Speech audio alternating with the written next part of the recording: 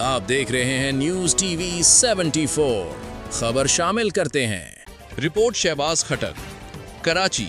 गुज़िश्ता रोज Sharjah से कराची आने वाली Pakistani cargo airline K2 Airways की परवाज KTA 1732 बोइंग 737-400 कार्गो दौरान परवाज लापता होने की इत्तला मौसूल हुई है।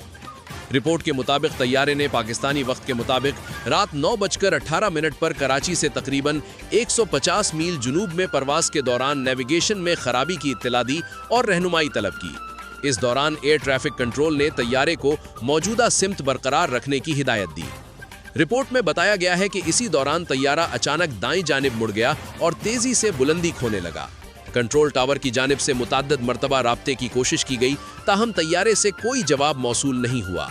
इब्तिदाई मालूमात के मुताबिक रात 9:21 पर कराची से तकरीबन 155 मील मगरिब में तैयारा रेडार से गायब हो गया, जबकि ज़राए का कहना है कि तैयारे से आखिरी राब्ता रात 9:32 और माड़ा के करीब मुनक़ते हुआ।